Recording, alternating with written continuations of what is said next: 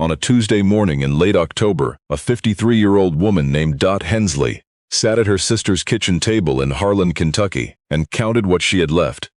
$211 in her checking account, a suitcase with a broken zipper, and a certified letter from the county courthouse she hadn't opened yet, because her hands were shaking too hard to manage the envelope.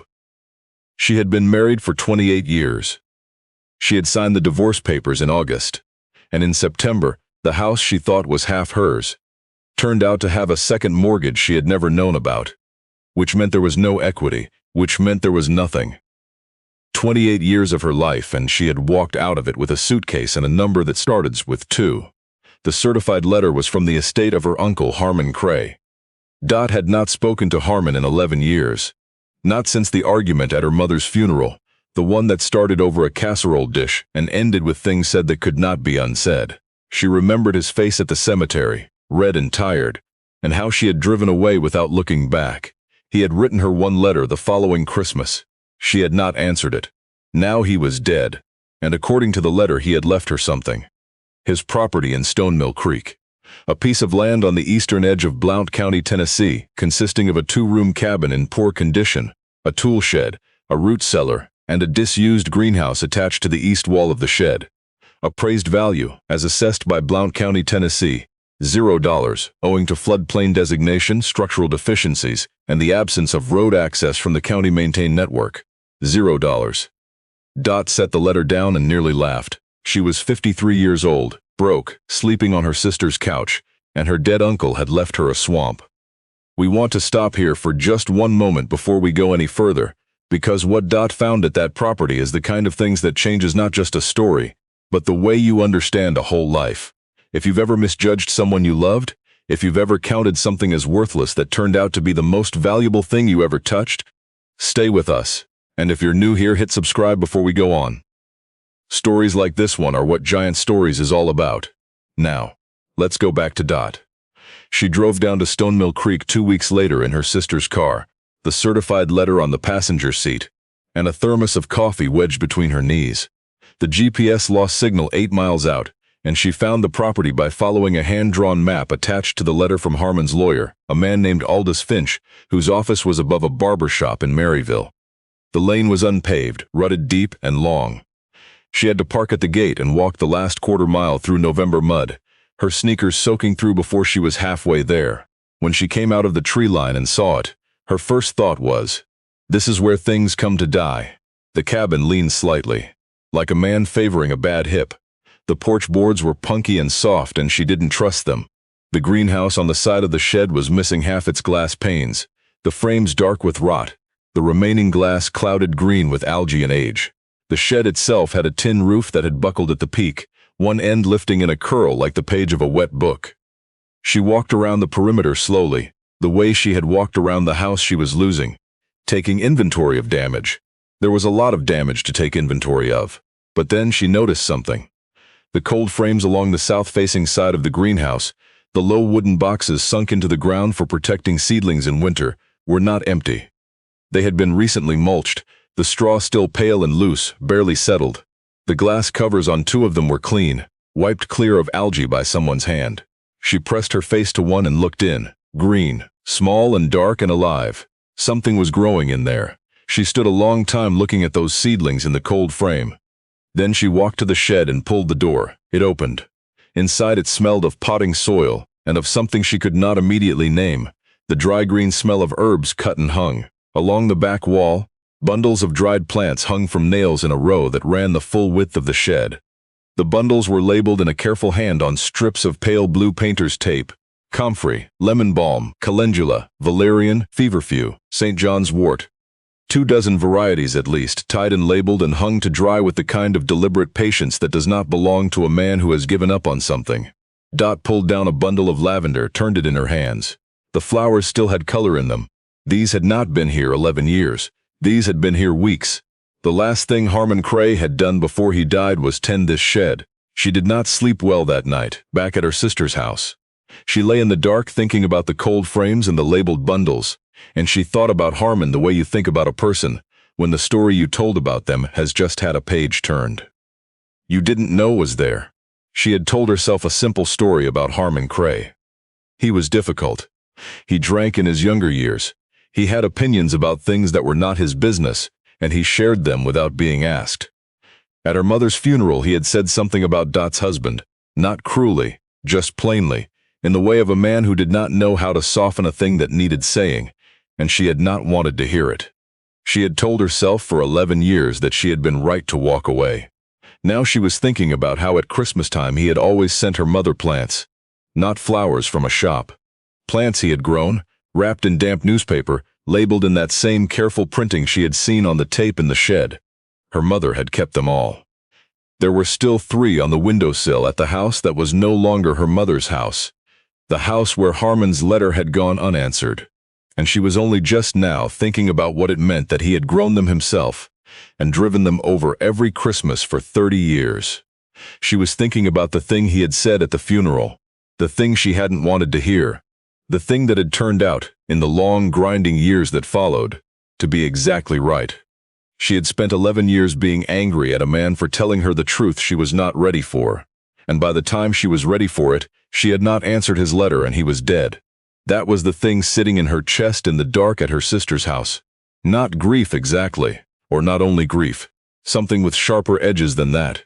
She went back 3 days later, then again the following week. She told herself she was only going to see what could be sold, what could be cleared, what might bring even a small amount if she found the right buyer. That was what she told herself, but the truth was the seedlings in the cold frame needed water, and there was apparently no one else to give it to them. The first person she met was a young woman who appeared at the fence line on her 3rd visit. Early 20s, slight, wearing a canvas apron over a heavy coat, her hair in a braid down her back. She was carrying a clay pot in both hands with the careful attention of someone transporting something irreplaceable. Dot called out to her. The young woman set the pot down, looked at Dot with calm brown eyes and said her name was Fern. She said she lived up the hill. She said she had been coming down to check on the greenhouse since Mr. Harmon passed because he had asked her to, because she didn't know what else to do, and it seemed wrong to let the seedlings go. Dot asked how she had known Harmon. Fern looked at the pot in her hands for a moment. Then she said she had come to Stone Mill Creek 4 years ago from Asheville, when her situation there had changed in a way she didn't want to get into. She had been renting the room above the Tillman family's barn, and she had no money for soil or starts and no way to get them. And Harmon Cray had shown up one afternoon, with the back of his truck loaded with everything she needed, and had unloaded it without being asked, and driven away without a word of explanation. She said after that she had started coming down to help him in the greenhouse. She said she had learned more from him in 4 years than she had learned about growing things in her whole life before. She said she didn't know what was going to happen to the property now.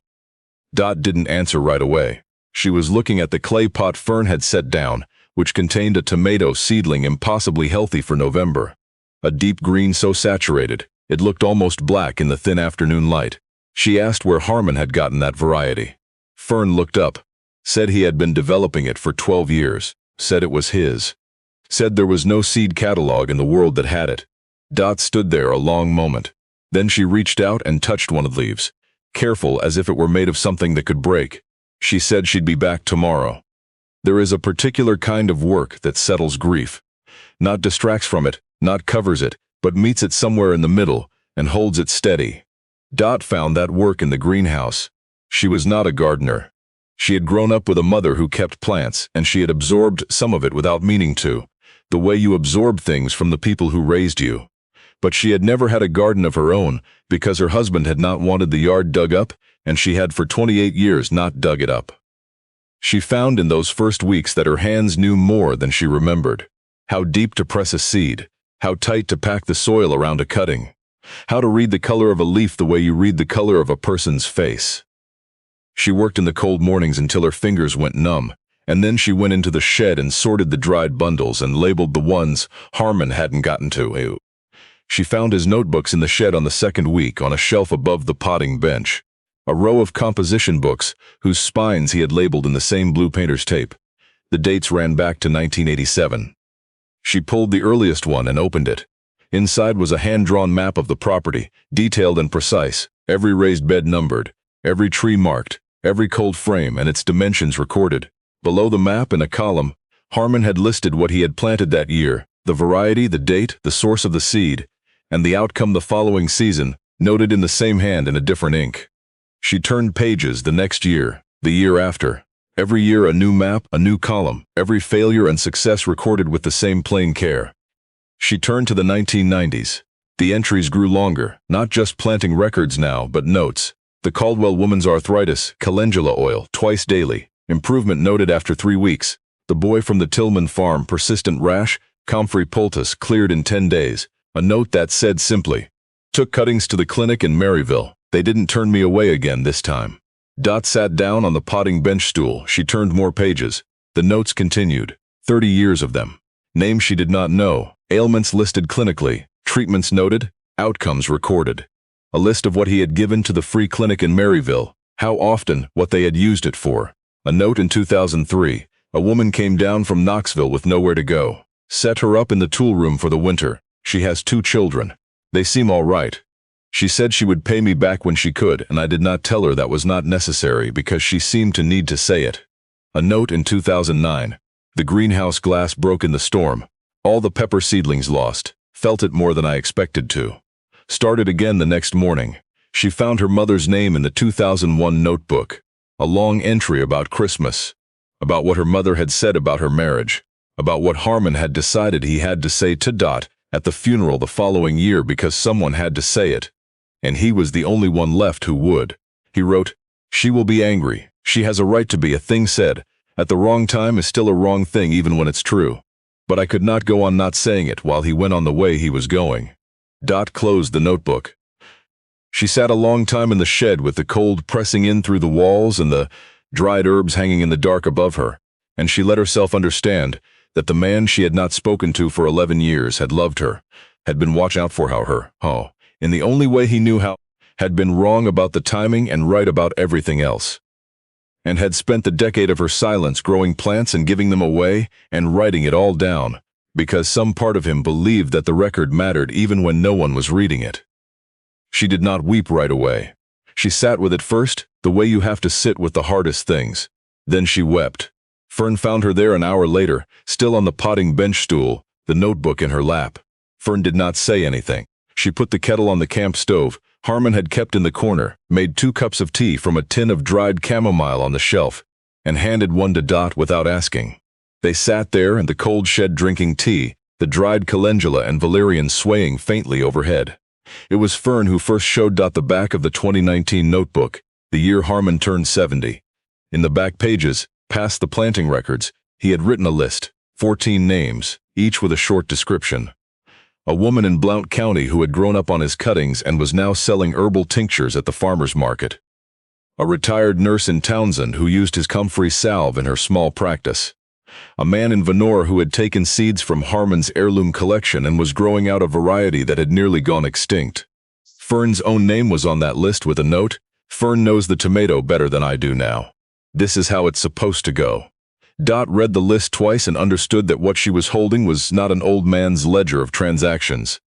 It was evidence of a life she had spent 11 years assuming had no connection to her own. Word got around Stonemill Creek, the way word does in a place that size, which is to say within a week.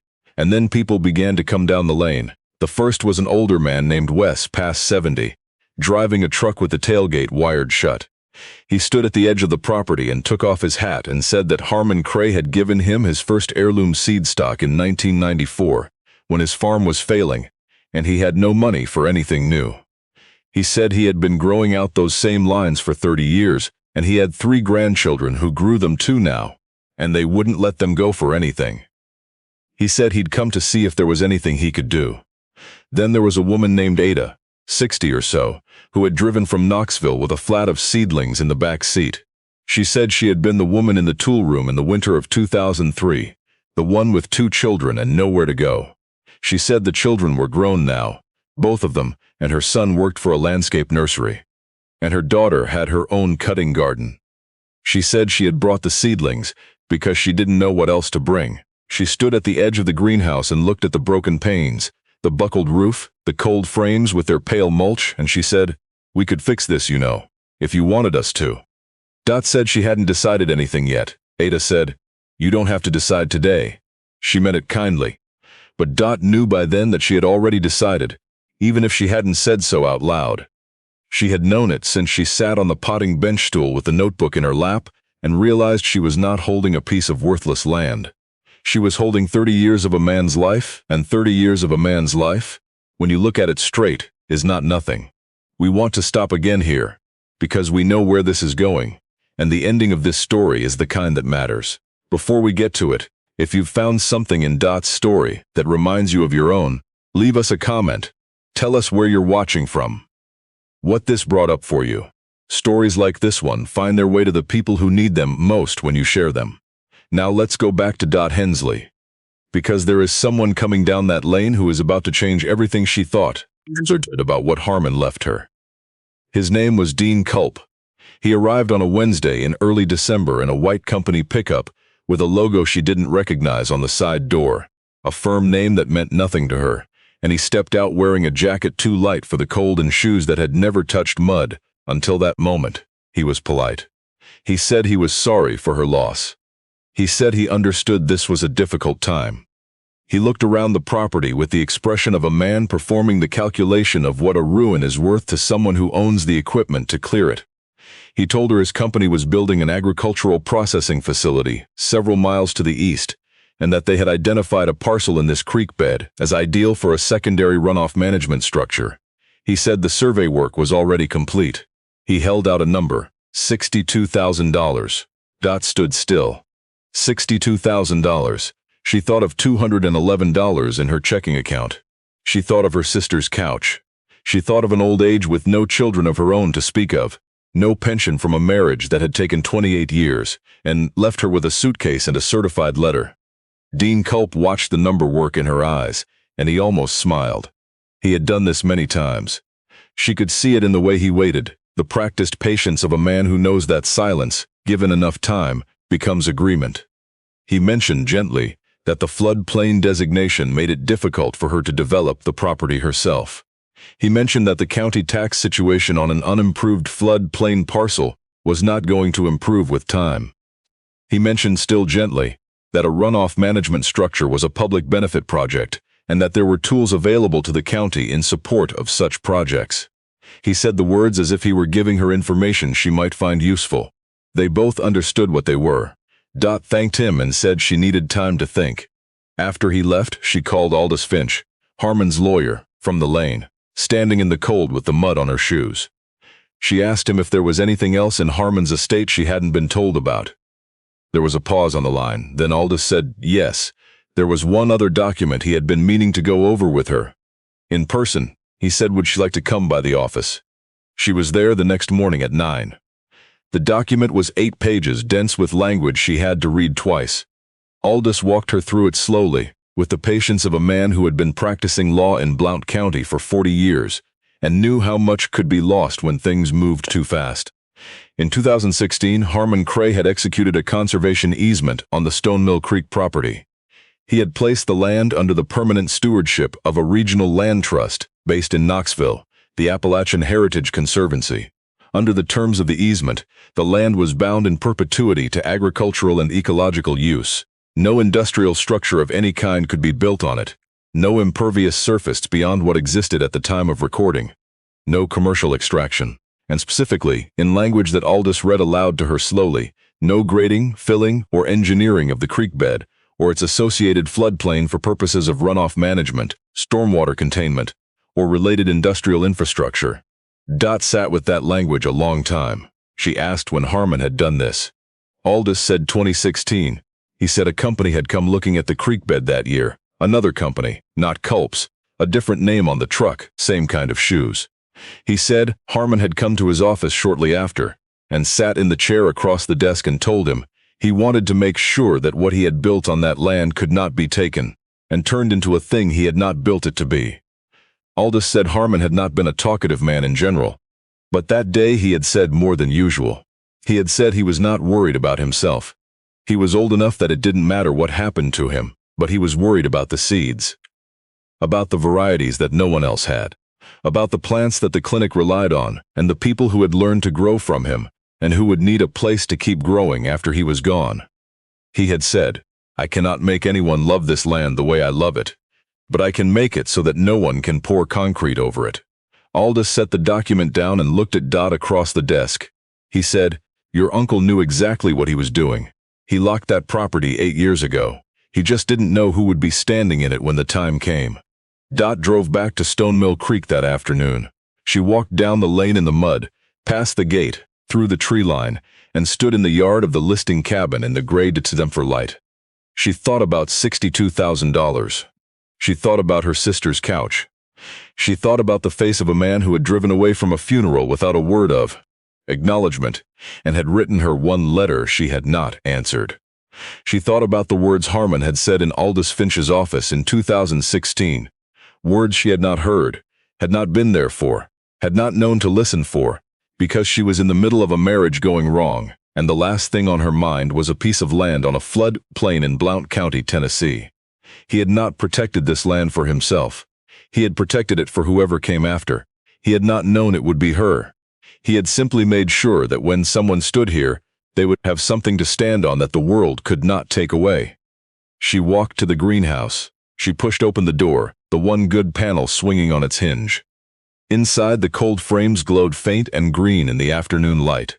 She went home, packed her suitcase, the one with the broken zipper, told her sister she was going to need the car for a few more weeks, and came back. Dean Culp returned in January, this time with a lawyer and a car. That cost more than anything on that property was supposed to be worth. He spread papers on the potting bench, with the efficient confidence of a man who has done his homework, and believes that homework is the whole game. Dot let him finish. Then she laid Harmon's conservation easement on top of his papers. One document, 8 pages, recorded in 2016 with the Appalachian Heritage Conservancy and the Blount County Register of Deeds. The lawyer picked it up. He read it again. He turned to Dean Culp and said something in a low voice. Dean Culp's face changed. Not dramatically. Just the slight adjustment of a man who has walked into a wall he could not see. He mentioned amendments, modifications. The Conservancy might be willing to discuss a corridor easement. Aldous Finch, who had driven out with Dot that morning and was standing near the door, said without looking up from his own copy of the document that there was no corridor to discuss. The easement was permanent and specific, and had been drafted, Aldous said, by a man who had anticipated this conversation. He said Harmon Cray had told him in 2016 to make it airtight. He said he had. Dean Culp looked around the greenhouse, at the broken panes and the clay pots and Fern, standing by the cold frames with her arms crossed. He looked at Dot, at her coat, at her shoes still stained from the lane. He asked, not cruelly, just with the genuine bewilderment of a man whose entire framework for the world has just been handed a thing it cannot process. Why would she walk away from $62,000 to keep a broken greenhouse on a flood plain? Dot thought for a moment about what to say. She thought about the notebooks on the shelf and the names written in them, 30 years of them. She thought about Ada and her children. She thought about Wes and his grandchildren, growing out lines of seeds that had come from this shed. She thought about Fern and the tomato seedling dark green in its pot in November. She thought about a letter she had not answered and 11 years of a story she had told wrong. She said, "He spent 30 years building something here that can't be built anywhere else. You want to put a drain pipe under it. One of you understood what this place is." She didn't say it to wound him. She said it because it seemed to her that he deserved to hear a true thing, even if he didn't yet have a way to hold it. He left. He didn't come back. The processing facility, she heard later, was built at a different site 3 miles to the north, on a piece of land that had been used for nothing and would go on being used for nothing in a more expensive way. Stone Mill Creek remained. The greenhouse took 4 months to repair properly. Wes brought 2 of his grandsons one Saturday with a truck full of replacement glass, and they reglazed the whole south face in a day, working from ladders while Dot and Fern sorted through the seed envelopes. Harmon had stored in the root cellar 300 varieties in labeled wax paper packets, each one dated in blue painter's tape. Ada came back from Knoxville with 3 women from her neighborhood, and they rebuilt the cold frames, setting new cedar boards into the earth while Dot watched and learned. They stayed for dinner, all of them crowded into the cabin kitchen around a table. Harmon had built himself from lumber from a barn that had come down in a storm. Dot stayed. She was not a farmer. She was not even a gardener, not yet. But she had spent 28 years being good at things that were not her own. Now she was learning to be good at something that was. Fern taught her to take cuttings properly, how to read which stem would root and which would fail, how to water without drowning, how to wait. The waiting was the hardest part.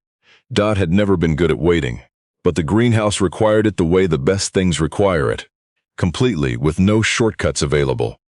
She carried seed packets to the free clinic in Maryville herself in March, the same way Harmon's notebook said he had done, loading the back of her sister's car with dried herbs bundled in cheesecloth and labeled in the same blue painter's tape. The woman at the clinic reception desk looked at the boxes, looked at Dot and said, "Are you Harmon Cray's niece?" Dot said yes. The woman said they had been wondering if anyone would keep it going. Dot said she was working on it. She pulled out Harmon's composition book that evening, the newest one, the 2022 volume that stopped mid-year in an entry about germination rates.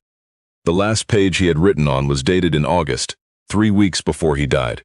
A note about the tomato variety, about what Fern still needed to learn to manage it through a wet spring, about where the seed stock should be stored. His last line said, "She'll know what to do. I've shown her enough." He had not been writing about Fern. Dot understood that on a Wednesday evening in March, in the cabin in Stone Mill Creek, with the cold frames outside full of seedlings, and the dried herbs hanging in the shed, and 30 years of notebooks on the shelf, she sat with it a long time, the way you sit with things you wish you had understood sooner, and then she turned to the next blank page and wrote the date. Not a eulogy, not a confession, only the thing he had always done. She kept the record going, what she planted, what Fern showed her, what came up and what didn't. The names of the people who had come down the lane in the cold and brought seedlings and wood, and time they didn't have to spare. The name of the woman at the clinic desk who said they had been wondering. The name of the boy from Wes's family who, helping reglaze the greenhouse glass, had asked Dot if he could learn how to grow the tomato because he had never tasted anything like it. She wrote them all down, the way Harmon had written them down, because some part of her understood that the record was not for her. It was for whoever came after. It was so that when she was gone, the name of every person who had passed through this place, every seedling they had carried, and every hour they had given, and everything they had learned to grow, would still be here on the page. Proof that it had mattered. Proof that a piece of land appraised at 0 can hold more than any appraiser's clipboard has room for. Outside the window, Fern was moving between the cold frames in the early dark, a lantern in her hand throwing a warm circle on the turned earth. Dot watched her for a while. Then she turned back to the page and kept writing. That is how it goes when something real has been planted. It keeps growing after the hand that planted it is gone. It grows in the people who learn from it, and in the people those people teach, in the seed packets stored, in wax paper, in root cellars and the notebooks, on the shelf and the clinic in Maryville that has what it needs because a woman showed up in March with cheesecloth-wrapped bundles in the back of her sister's car. It grows in the grandchildren who plant seeds they never bought and could not find in any catalog, because those seeds were given to their grandfather by a man who believed that the right variety in the right hands is not a transaction. It is a continuation. It grows in a woman who spent 28 years of her life in a story that was not hers, and arrived at 53, with a broken suitcase and $200 and a piece of land the county said was worth nothing, and discovered that the man she had stopped speaking to had spent a decade quietly leaving her a place to stand. Some years the creek rose higher than it should and the cold frames flooded, and they lost things they had worked hard to grow. Some years the blight came and took half the tomatoes before they turned. Dot wrote every failure in the notebook with the same care as the successes, because that was what Harmon had done, and she understood now why he had done it. You keep the record because the record is honest. You do not leave out the losses. You leave them out, and you start to believe the growing was easier than it was, and then you stop understanding what it cost, and then you stop being able to teach it to anyone. She taught it to the boy from Wes's family, who turned out to have the kind of patience that some young people are born with and others never find. She taught it to Fern, who already knew most of it, but let herself be taught anyway because she understood that was how it was supposed to go. She taught it once to a woman who had stopped at the gate on a rainy afternoon and asked if this was the place with the heirloom tomatoes she had read about in the Maryville paper. Dot had looked at the woman and thought, 11 years ago I would have told her no, and turned her away. Instead, she opened the gate. There are things that cannot be bought and cannot be condemned and cannot be cleared by a company from somewhere else that drove in on a road it did not build. Harmon Cray had understood that, had understood it with a clarity that Dot spent 11 years not having access to, because she had driven away from a cemetery without looking back. He had not been easy. He had not been wrong. He had said what needed saying at the wrong moment, the way difficult people sometimes do. And she had taken 11 years to walk back to him, arriving only after he was already gone, which is the cruelest version of that particular kind of return. But he had left the door open. He had locked the thing that needed locking and left the rest open. And when she finally came through it, there was everything he had grown, still growing, waiting for whoever showed up next. The land the county appraised at 0. The greenhouse he had tended to the last morning of his life. The notebooks on the shelf, with rooms still left in them. Dot Hensley filled those rooms, one page at a time, in the same blue painter's tape handwriting she had taught herself from his notebooks. Because that was what the work asked of her, and because she had finally, at 53, found a thing that was worth the asking. What someone plants in the right soil, with the right care and the right kind of quiet stubbornness, does not end when they end. It keeps coming up, season after season, long past the last hand that tended it, pushing up through whatever the world puts on top of it, reaching for the light the way growing things always do, the way they cannot help but do, which is the only kind of faith Dot had ever been able to believe in.